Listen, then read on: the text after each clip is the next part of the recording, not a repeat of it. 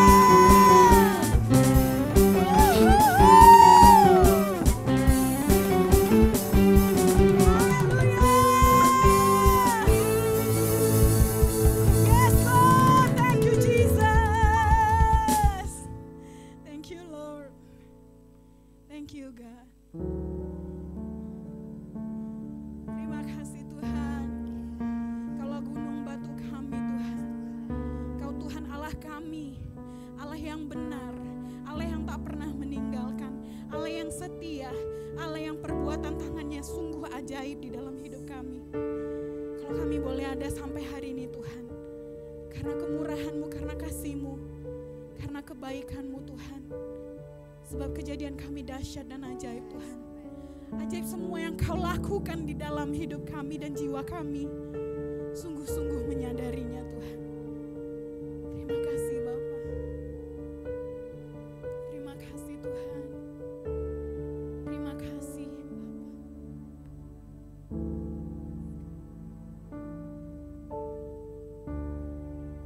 Yes Lord. Yes God. Bapa, Kau setia. Bapa, Kau mulia.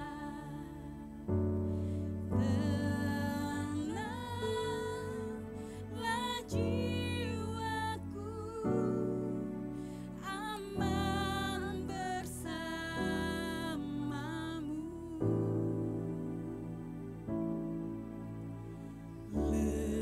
Lebih dari harta, Kaulah segalanya.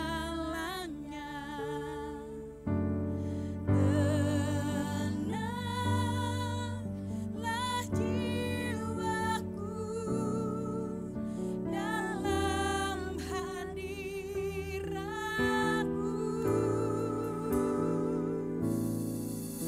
Kau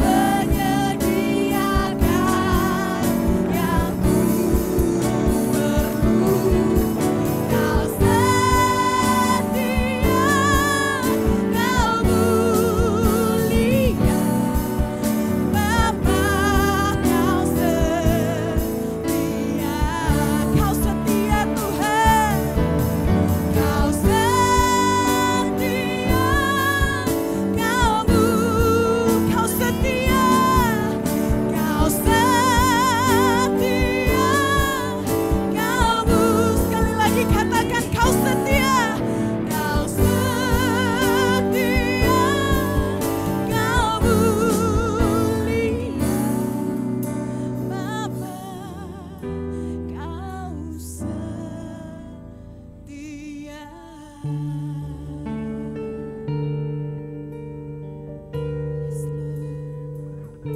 setia Tuhan.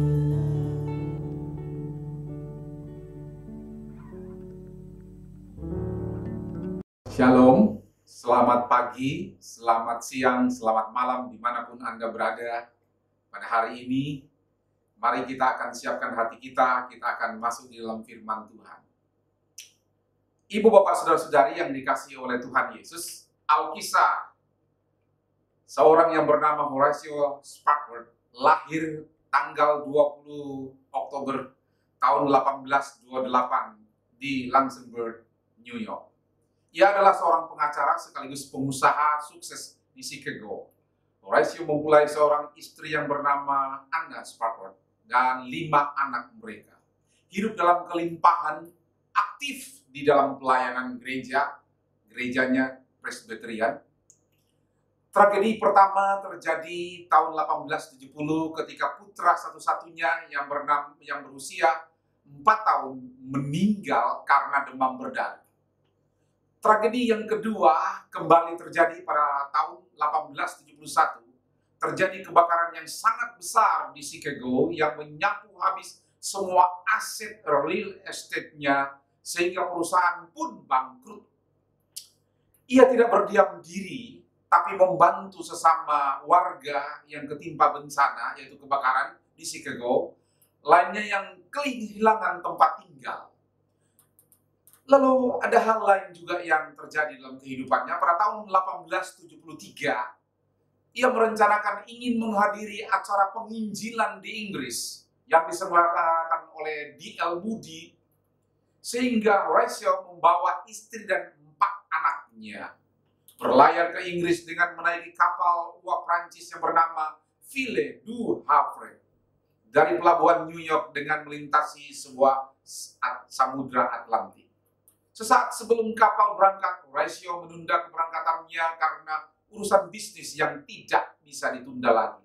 Istri dan ke-4 anaknya tetap berangkat. Pada tanggal 22 November 1873, kapal yang ditumpangi oleh istri dan anaknya bertabrakan dengan kapal besi Inggris De Leuven.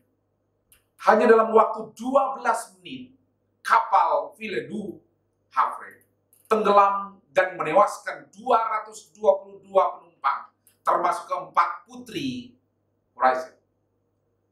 Ada 4 putri yang bersama-sama dengan istrinya. Istrinya Anne termasuk salah satu dari 47 orang yang selamat.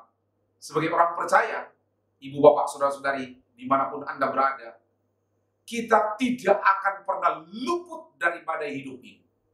Semua kita punya persoalan masing-masing. Mungkin badai hidup kita tidak seperti yang dialami oleh Horatio Spafford, tetapi ada badai yang lain. Apakah itu badai keuangan yang menghantam dalam kehidupan kita? Apakah itu pangkat, harta, keluarga, kesehatan kita? Ataukah pelayanan yang kita lakukan dan kerjakan bersama-sama dimanapun Anda berada? Begitu ragamnya persoalan hidup kita. Sebagai seorang guru yang baik, Yesus sangat mengerti akan hal ini. Untuk itu ia mengajar para muridnya tentang bagaimana mereka tetap kuat di dalam hidup mereka dengan menggunakan pengalaman yang kemudian berujung kepada pengalaman tersebut dari pengajuan pertanyaan penolong. Untuk itu ia mengajar para muridnya tentang bagaimana mereka tetap kuat di dalam hidup mereka dengan menggunakan pengalaman, dan kemudian di ujung dari pengalaman tersebut ia mengajukan pertanyaan untuk menolong mereka menarik hikmah dari pengalaman yang mereka lalui. Peristiwa ini dicatat di dalam Injil Markus 4 ayat yang ke-35 sampai ayat yang ke-41. Kita akan lihat bersama-sama dan saya akan bacakan. Pada hari itu, waktu hari sudah petang, Yesus berkata kepada mereka, "Marilah kita bertolak ke seberang." Mereka meninggalkan orang banyak itu lalu bertolak dan membawa Yesus beserta dengan mereka di dalam perahu di mana Yesus telah duduk. Dalam perahu-perahu yang lain juga menyertai dia. Lalu mengamuklah taufan yang sangat dahsyat dan ombak menyembur masuk ke dalam perahu, sehingga perahu itu mulai penuh dengan air. Pada waktu itu Yesus sedang tidur di buritan di sebuah tilam, maka murid-muridnya membangunkan dia dan berkata kepadanya, "Guru, engkau tidak peduli kalau kita binasa." Ia pun bangun menghardik angin itu dan berkata kepada danau itu, "Diam dan tenanglah."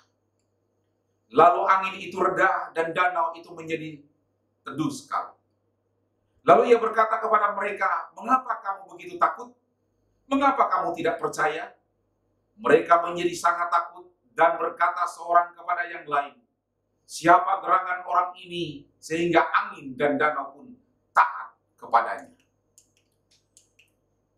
Melalui ayat firman Tuhan ini kita belajar sebagaimana pengikut Kristus, kita akan menghadapi dua realita, yaitu realitas tentang badai dan yang kedua realitas tentang Tuhan.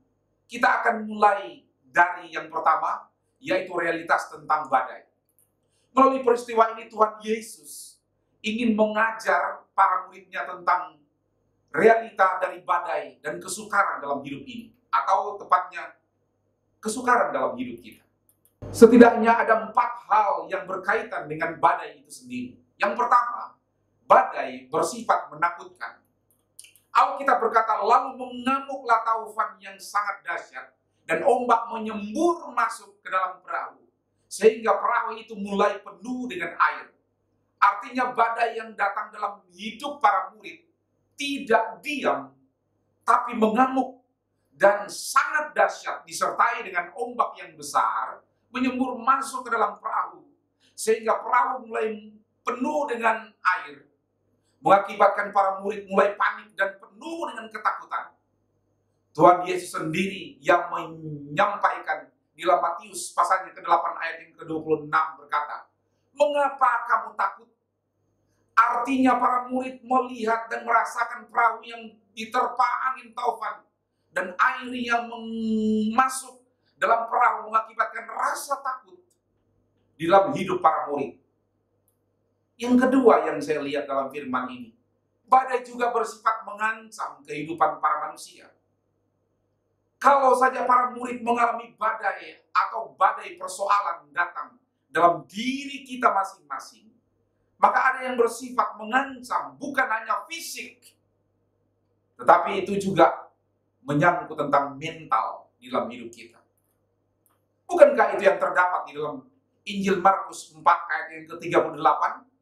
Alkitab mengatakan, pada waktu itu Yesus sedang tidur di buritan di sebelah tilam. Maka murid-muridnya membangunkan dia dan berkata kepada dia, "Guru, engkau tidak peduli kalau kita binasa." Terancam. Pada titik ini kita harus hati-hati dalam kehidupan kita sehari-hari. Karena kita bukan hidup di dalam lingkup perahu.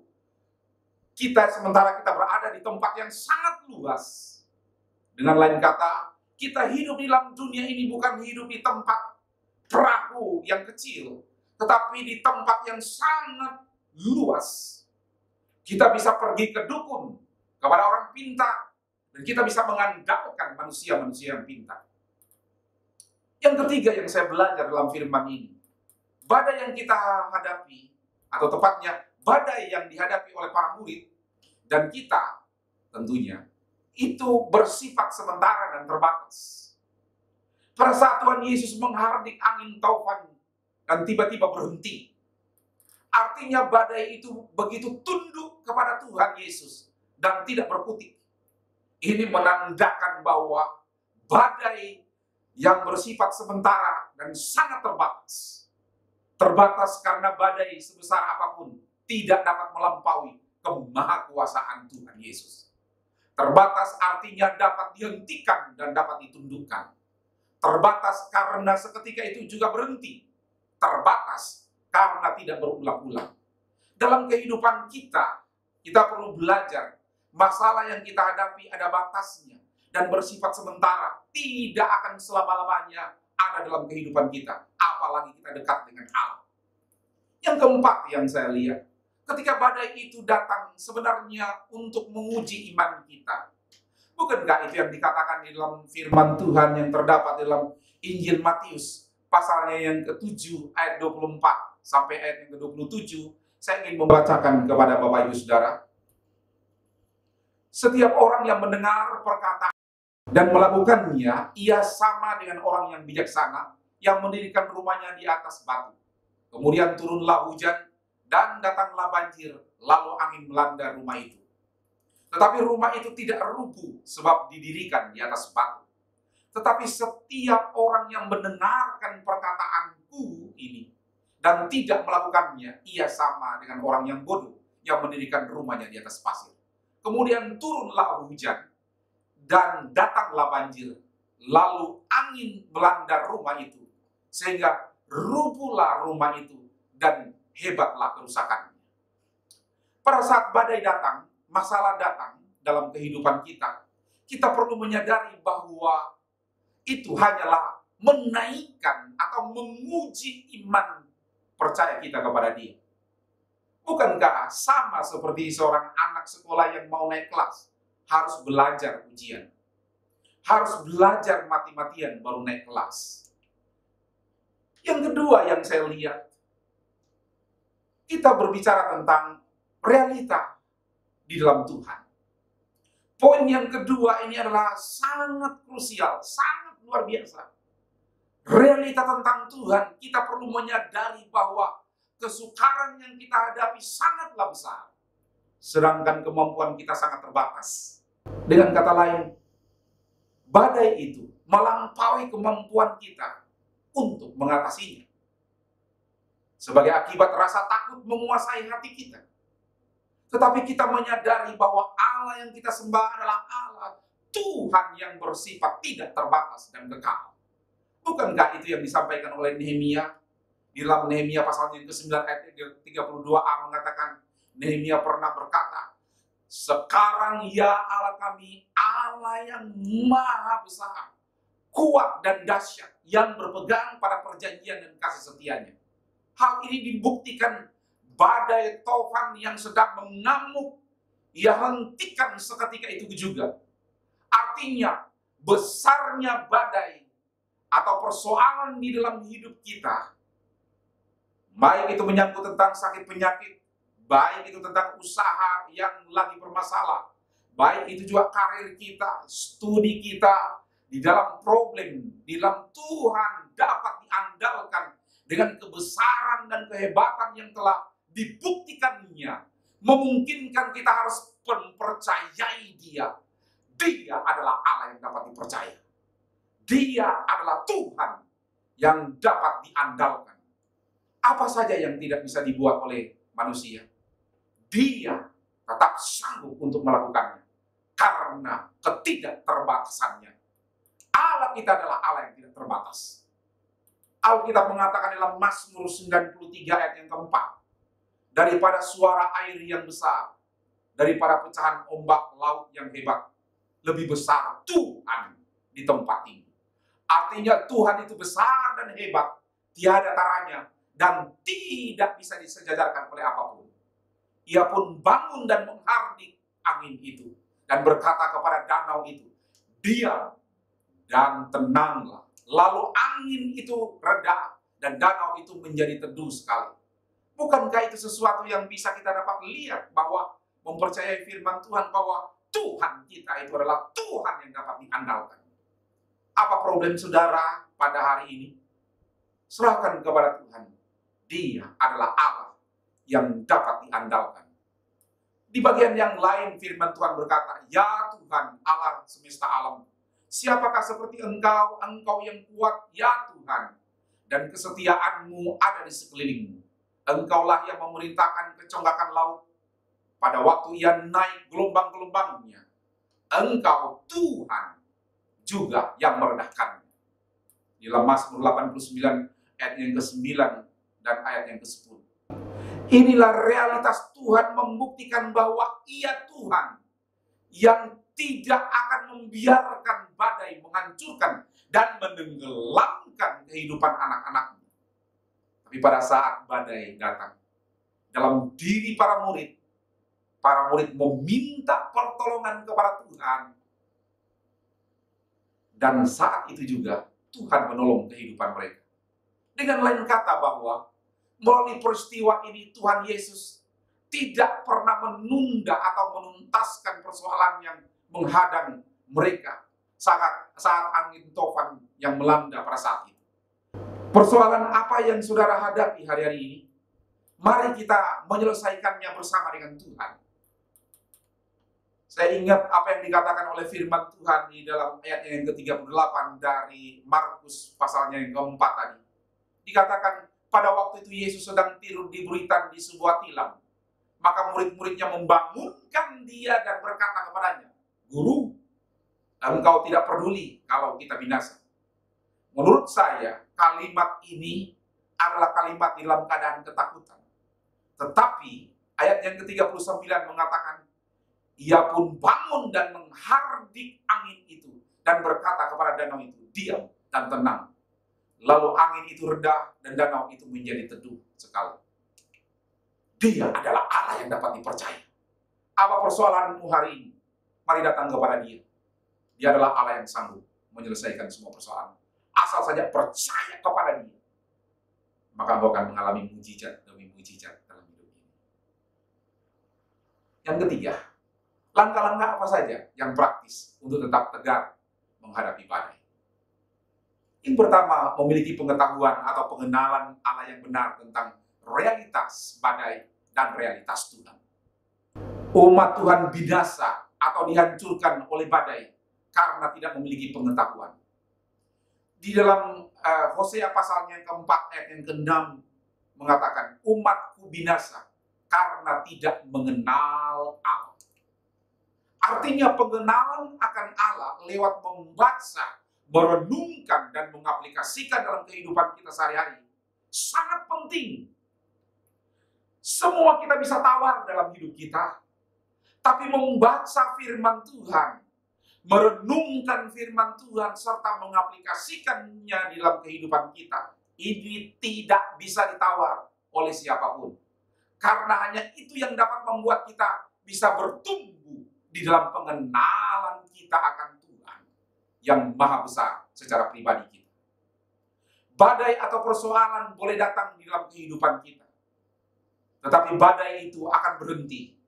Sebagaimana di dalam firman Tuhan berkata, diam dan tenanglah kalau kita mengenal akan Dia, mengenal akan Tuhan. Persoalanmu, persoalan saya dapat teratasi kalau kita mengenal Dia.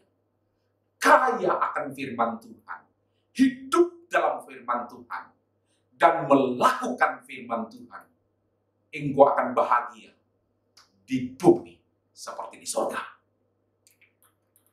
Lukas 21 ayat 33 mengatakan, langit dan bumi akan berlalu, tetapi perkataanku tidak akan berlalu. Artinya, kita harus belajar dari firman Allah, bertumbuh di dalam firman Tuhan, berbuah lewat firman Tuhan. Yang kedua yang saya lihat, hidup di dalam iman. Percaya bahwa Tuhan sanggup menundukkan badai. Percaya bahwa Tuhan tidak membiarkan badai itu untuk menghancurkan umatnya. Tuhan mempunyai cara tersendiri untuk meneduhkan badai yang dihadapi oleh setiap umatnya. Percaya bahwa badai itu akan berlalu. Bagaimana kita bisa dapat tegar untuk menghadapi badai? Atau ketika menghadapi badai kehidupan ini, atau persoalan-persoalan dalam kehidupan kita. Pertanyaan Tuhan Yesus, mengapa kamu takut? Kamu yang kurang percaya. Di dalam Injil Matius pasal yang ke-8 ayat yang ke-26. Ini menunjukkan bahwa iman sangat diperlukan ketika badai datang melanda hidup kita. Iman sangat diperlukan agar kita tetap tegar menghadapi hadangan badai kehidupan kita. Di dalam usaha, keluarga, keuangan kita, pekerjaan kita. Apa saja yang hari-hari ini kita hadapi. Kurangnya iman kepada Tuhan mengakibatkan orang tidak tegar, bahkan merasa takut terhadap kesukaran hidup ini. Kurangnya iman kepada Tuhan karena kita tidak percaya bahwa Allah sanggup meredupkan badai atau persoalan dalam kehidupan kita yang kita alami hari ini. Sebaliknya, dengan meneguhkan iman, maka kita akan mampu tetap tegar menghadapi badai kehidupan. Kita tetap percaya bahwa Tuhan tidak akan membiarkan badai dan persoalan hidup kita menghancurkan anak-anaknya. Dia adalah Allah yang mempunyai cara untuk meneduhkan badai persoalan dalam kehidupan kita masing-masing. Dan yang lebih penting lagi, badai pasti berlalu. Ingat. Dan yang lebih penting lagi, dari semua apa saja yang penting dalam kehidupan saudara, badai pasti berlalu. Persoalan saudara pasti akan berlalu. Masalah saudara pasti akan berlalu. Itu tema kita pada hari ini. Artinya, langkah yang pertama yang kita lakukan untuk meneguhkan iman kita, agar kita tetap tegar di masa badai yang kehidupan yang kita alami. Yang pertama, kita perlu meneguhkan iman melalui perenungan firman Tuhan. Firman Tuhan bukan sekedar menambah pengetahuan, namun merupakan makanan rohani yang akan meneguhkan iman percaya kita. Acap kali orang terlalu tinggi 30 cm, yaitu karena firman Tuhan hanya mengisi benaknya, namun tidak turun 30 cm ke bawah, yaitu mengisi hati dan meneguhkan imannya. Kalau kita menyambut firman Tuhan dengan hati yang terbuka, maka firman itu akan meneguhkan iman percaya kita. Yang kedua, apa yang perlu kita lakukan hari ini? Meneguhkan iman melalui doa kepada Tuhan.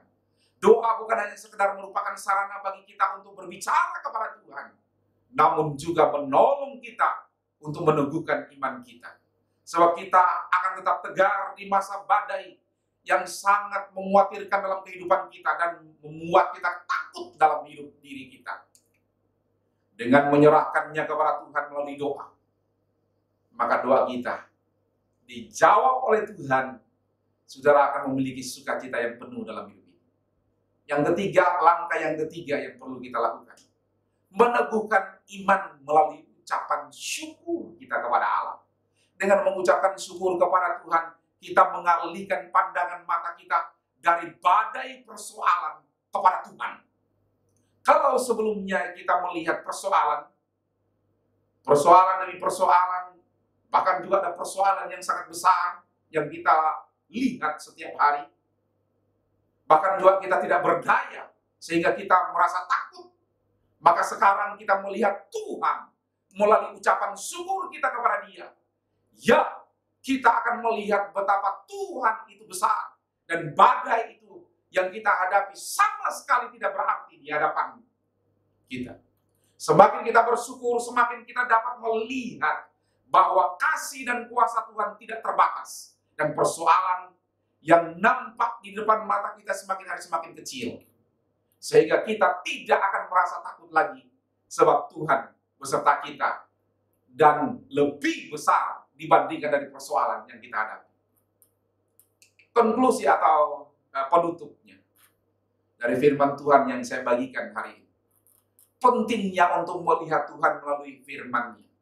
Berdoa dan bersyukur. Inilah yang dilukiskan oleh Bryton Revere, pelukis dari Inggris yang hidup di abad ke-19, dalam lukisannya di Daniel di Gua Singa. Di situ ia mulai menulis Daniel yang sedang dikelilingi oleh 7 ekor singa dan beberapa buah tulang berserakan di lantai. Nampaknya tulang-tulang tersebut adalah tulang dari hewan dan manusia yang telah dimangsa oleh para singa tersebut. Terlihat juga bahwa singa-singa yang buas tersebut bermaksud untuk menerkam Daniel, namun tidak berani mendekati dirinya. Walaupun keadaannya sangat genting, sebab sewaktu-waktu singa-singa yang nampak kelaparan itu dapat menerkam dirinya, namun Daniel terlihat tidak memperdulikannya. Ia malahan berdiri dan membelakangi singa-singa tersebut dengan kedua tangannya yang dilipat di belakang punggung. Sebaliknya, dari ketakutan nampak wajah yang tenang dari Daniel sedang menatap ke arah langit di luar goa melalui lubang jendela.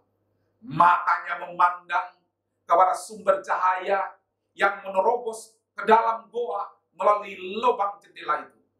Cahaya yang memagari Daniel sehingga membuatnya tidak seekor pun dari singa-singa itu yang berani mendekati dirinya.